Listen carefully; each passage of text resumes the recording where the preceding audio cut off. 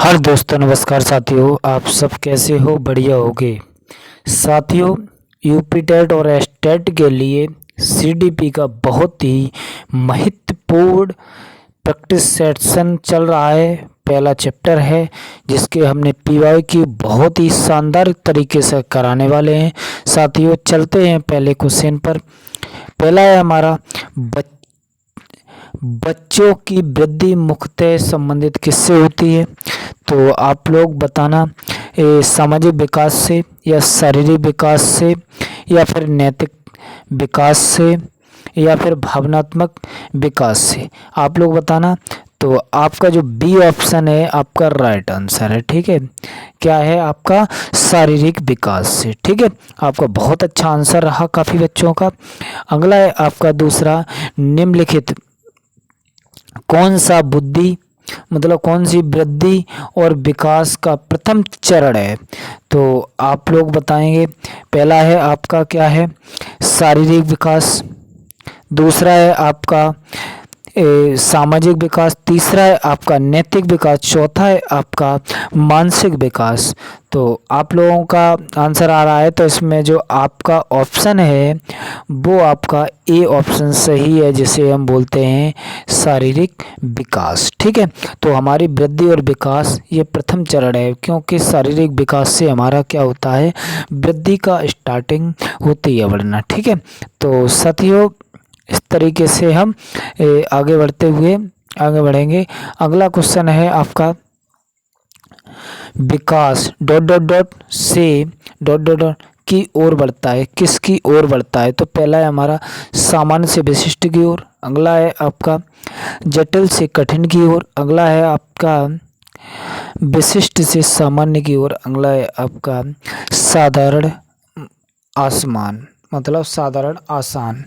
ठीक है, तो आप लोगों का बताइए आप कमेंट। जो ए ऑप्शन है बहुत ही बेहतरीन ऑप्शन है। ए ऑप्शन आपका राइट ऑप्शन है। आपका है सामान्य से विशिष्ट की ओर, सामान्य से विशिष्ट की ओर। ठीक है, अगला है आपका, इनमें से कौन सा विकल्प का एक सिद्धांत नहीं है? इसमें नेगेटिव पूछा है। क्या पूछा है? इसमें नेगेटिव पूछा है।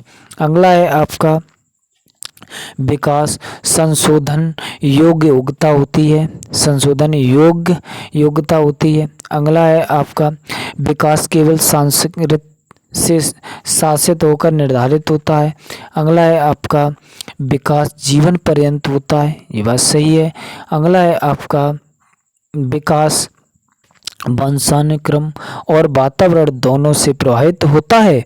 तो आपका चौथा आंसर है बी ऑप्शन है आपका राइट आंसर है। आपका क्या है? विकास केवल संस्कृत से लेकर, जो बी ऑप्शन है आपका राइट आंसर है। विकास केवल संस्कृत से शासित और निर्धारित होता है। ठीक है, आपका राइट आंसर है साथियों। बहुत अच्छा, आप लोग जवाब भी दे रहे हो। अगला है आपका क्वेश्चन 5वां है, निम्नलिखित में से कौन सा विकास का सिद्धांत है?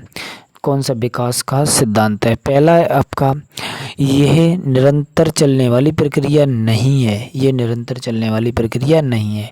अगला है, विकास की सभी प्रक्रियाएं अंतः संबंधित नहीं है। अगला है आपका, सभी की विकास दर समान नहीं होती, सभी की विकास दर समान नहीं होती। अगला है आपका, विकास हमेशा रेखीय होता है। विकास कैसा होता है? हमेशा रेखीय होता है। तो आपका जो सी ऑप्शन है आपका राइट आंसर है साथियों। क्या है आपका? सी ऑप्शन है, सभी की विकास दर समान नहीं होती। ध्यान रखना, कोई हर बच्चे की विकास दर क्या समान होती है? सबकी भिन्न भिन्न होती है, सबकी अलग अलग होती है। ठीक है साथियों, अगला है आपका, मस्त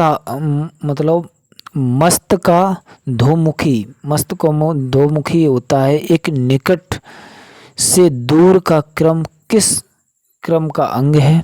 तो आपका है, पहला है चेतना, दूसरा है आपका विकास, तीसरा है आपका वृद्धि, चौथा है आपका संशोधन। तो आपका जो चौथा है आपका बी ऑप्शन है आपका विकास, ये आपका राइट आंसर। ठीक है साथियों, क्या है आपका राइट आंसर है। ठीक है, अगला चलते हुए साथियों, हमारा विकास मतलब बाल विकास का अध्ययन क्षेत्र बताइए। बाल विकास का अध्ययन क्षेत्र बताइए। तो पहला है आपका बाल विकास की विभिन्न अवस्थाओं का अध्ययन। बाल विकास की विभिन्न अवस्थाओं का अध्ययन। अगला है वातावरण का बाल विकास पर पड़ने वाले प्रभावों का अध्ययन। अगला है आपका मनोवैज्ञानिक भिन्नताओं का अध्ययन। अगला है चौथा है आपका उपरोक्त सभी। उपरोक्त सभी।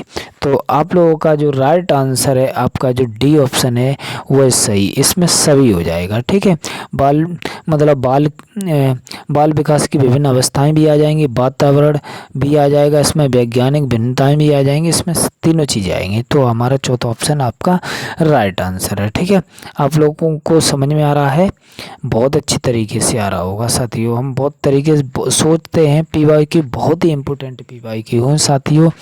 इस पीवाईक्यू को यूपी टेट से पहले अवश्य देखना। अगला है आपका बाल मनोवैज्ञानिक के आधार पर कौन सा सर्वोत्तम है। कौन सा सर्वोत्तम है। तो पहला है आपका सारे बच्चे एक जैसे होते हैं। अगला है आपका कुछ बच्चे एक जैसे होते हैं। अगला है आपका कुछ बच्चे विशिष्ट होते हैं और प्रत्येक बच्चा विशिष्ट होता है साथियों। ठीक है, प्रत्येक बच्चा कैसा होता है, विशिष्ट होता है। तो आपका जो डी ऑप्शन है आपका साथियों, उसमें लिखा है प्रत्येक बच्चा विशिष्ट होता है। कैसा होता है, प्रत्येक बच्चा विशिष्ट होता है। ठीक है साथियों, तो आपको समझ में आ रहा होगा साथियों। अगला है आपका निम्नलिखित में से कौन सा तत्व शिक्षा मनोविज्ञान के अध्ययन क्षेत्र के अंतर्गत नहीं आता। तो पहला है सीखने की प्रकृति। बी है आपका मानव व्यक्ति की अभिवृद्धि और विकास। अगला है आपका वैज्ञानिक विधि। अगला है आपका मानसिक रोग। क्या होता है अगला आपका मानसिक रोग। तो आप लोग कमेंट करिए कौन सा आंसर हो सकता है इसमें साथियों, बताओ। अच्छा, काफ़ी बच्चों का सवाल जवाब आ रहा है कि जी डी ऑप्शन है वो राइट आंसर है, मानसिक रोग। ठीक है, बहुत अच्छा आप लोगों ने कमेंट किया बच्चों। ठीक है, अगला है आपका साथियों निम्नलिखित में से कौन सा शिक्षा मनोविज्ञान के अध्ययन क्षेत्र के अंतर्गत नहीं आता है। तो अगला पहला है आनुवांशिक एवं वातावरण। क्या होता है आनुवांशिक एवं वातावरण। ठीक है, बी ऑप्शन है आपका व्यक्तिगत भिन्नताएं और सी ऑप्शन है आपका मतलब परछेविक ज्ञान और अगला है आपका अधिगम प्रक्रिया। अधिगम प्रक्रिया। तो आपका जो इसमें सी ऑप्शन दिख रहा है वो आपका राइट आंसर है। क्या है, सी ऑप्शन आपका राइट आंसर है। ठीक है साथियों, बहुत अच्छा। अगला है आपका 12वां क्वेश्चन है आपका क्या है। तो आपका 12वां क्वेश्चन है एक शिक्षक के लिए मनोविज्ञान की उपयोगिता किस क्षेत्र में है वह। तो आपका पहला है आपका उचित शिक्षण विधियों के प्रयोग में। अगला है आपका बालकों के व्यक्तित्व के सर्वांगीण विकास में। अगला है कक्षा की समस्याओं को समाधान में। अगला है उपरोक्त सभी। तो 12वां का जो डी ऑप्शन है आपका सही है। ठीक है, तो इसमें सभी हो जाएगा। ठीक है साथियों, अगला है आपका अभिवृद्धि के संदर्भ में क्या सही नहीं है। अभिवृद्धि के संदर्भ में क्या सही नहीं है। तो पहला है आपका क्या है, अभिवृद्धि शारीरिक होती है। बिल्कुल राइट बात है हमें लगता है। अगला है अभिवृद्धि मात्रात्मक होती है। अगला है अभिवृद्धि मापनीय होती है। अगला है अभिवृद्धि जीवन पर्यंत चलने वाली प्रक्रिया है। तो अभिवृद्धि क्या है हमारी, अभिवृद्धि भाई हमारे जीवन पर्यंत चलने वाली प्रक्रिया है। राइट आंसर है आपका कि जीवन पर्यंत चलने वाली प्रक्रिया है। अगला है आपका कि निम्नलिखित में से कौन सा एक कथन विकास के बारे में सही है। तो पहला है आपका विकास जन्म से किशोरावस्था तक आगे की तरफ बढ़ता है और फिर पीछे की तरफ, ठीक है। अगला है आपका विकासात्मक परिवर्तन एक सीधी रेखा में आगे जाता है, परिवर्तन सीधी रेखा में। अगला है आपका विकास भिन्न व्यक्तियों में भिन्न गति से होता है। अगला है आपका विकास जन्म से किशोर अवस्था तक बहुत तीव्र गति से होता है और उसके बाद रुक जाता है। तो आपका 14वां में जो आपका सी ऑप्शन दिख रहा है वो बहुत ही राइट आंसर है साथियों। क्या है? तो एक बार हम पढ़ेंगे कि विकास मतलब विभिन्न व्यक्तियों में विभिन्न मतलब भिन्न गति से होता है, ठीक है। अगला है आपका एक आपकी परिभाषा है बाल मनोविज्ञान वह वैज्ञानिक अध्ययन है जो व्यक्ति के विकास का अध्ययन गर्भकाल के प्रारंभ से किशोर अवस्था की प्रारंभ अवस्था तक रहता है। तो किसने लिखा है? तो आपको इसमें याद रखना है कि गर्भावस्था से किशोर अवस्था तक कितने ट्रैक याद रखना है। तो आपका जी आंसर किसका है? तो आपका जो सी ऑप्शन है आपका क्रो और क्रो का। किसका है? क्रो और क्रो का। किसका है? क्रो और क्रो का, ठीक है। बहुत अच्छा आप लोगों ने जवाब दिया है साथियों। तो अगला क्वेश्चन है आपका अगला क्वेश्चन है बाल मनोविज्ञान में डॉट का अध्ययन किया जाता है। पहला है आपका बालक के जन्म से लेकर बाल्यावस्था तक। अगला है आपका बालक के जन्म के पूर्व गर्भावस्था से लेकर किशोरावस्था तक। अगला है आपका बालक के जन्म से लेकर प्रौढ़ावस्था तक। अगला है आपका बालक के जन्म से लेकर युवा अवस्था तक। तो आपका क्या आंसर रहेगा? आपका राइट आंसर होगा तो आप सभी साथियों का राइट आंसर बी ऑप्शन जो दिख रहा है आपका राइट आंसर है, ठीक है। तो आप लोग एक बार पढ़ के बताएंगे जी बी ऑप्शन में क्या लिखा है साथियों। बी ऑप्शन में लिखा है बालक के जन्म के पूर्व गर्भावस्था से लेकर किशोरावस्था का आपका राइट आंसर है, ठीक है। बहुत काफ़ी बच्चे सही बता रहे हैं। तो अगला है एक बालक के केंद्र से चारों ओर विकास की दिशा डॉट क्या कहलाती है? तो पहला है आपका सिर्फ हेलो कोडल, दूसरा है आपका समीप से दूर, तीसरा है आपका कोडी से फैलो, अगला है चौथा है दूर से समीप। तो आपका क्या आंसर हो सकता है? तो साथियों हमारे ने बता रहे हैं, एक साथी बता रहे हैं विवेक, ये कह रहा है बी ऑप्शन आपका राइट आंसर है, समीप से दूर की ओर। इसने सही आंसर दिया और राइट आंसर दिया। बहुत अच्छे रवि बेटा।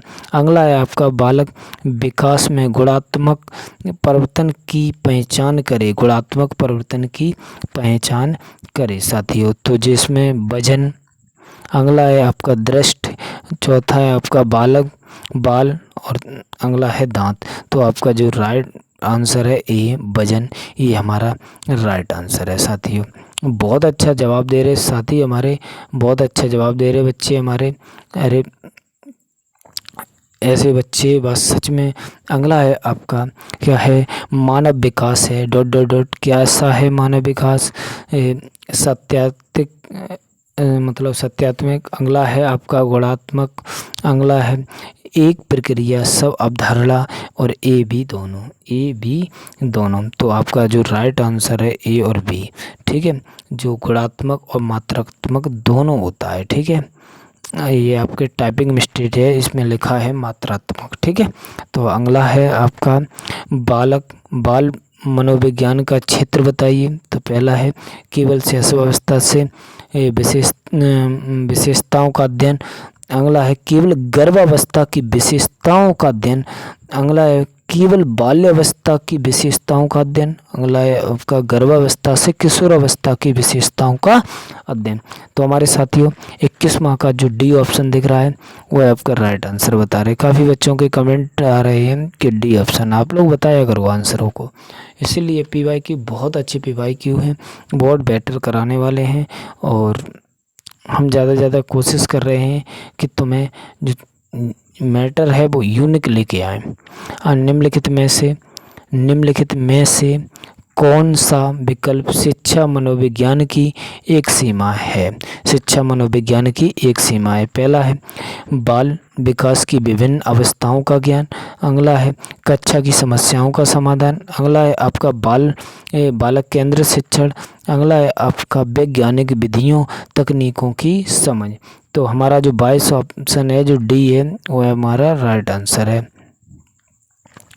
वैज्ञानिक विधियों तकनीकों की समझ। अगला है आपका बच्चों के विकास के गिरावट सिद्धांत के अनुसार निम्न में से सत्य कथन कौन सा है? पहला है विकास सिर से पैर की ओर, अगला है आपका विकास पैर से सिर की ओर, अगला है आपका विकास मध्य भाग से परिधि की ओर, अगला है इनमें से कोई नहीं। तो आपका जो 23 नंबर का ए ऑप्शन है ये हमारा राइट आंसर है। क्या है? अरे विकास सिर से पैर की ओर चलता है। साथियों बहुत अच्छे आंसर आप लोग कमेंट करके बता रहे हैं, सच में यार दिल खुश हो जाता है। साथियों अगला है विकास में वृद्धि तत्पर होती है। विकास में वृद्धि कैसी होती है? तत्पर।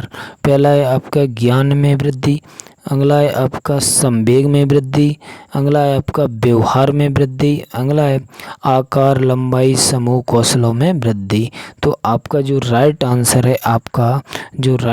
है क्या आंसर हो सकता है?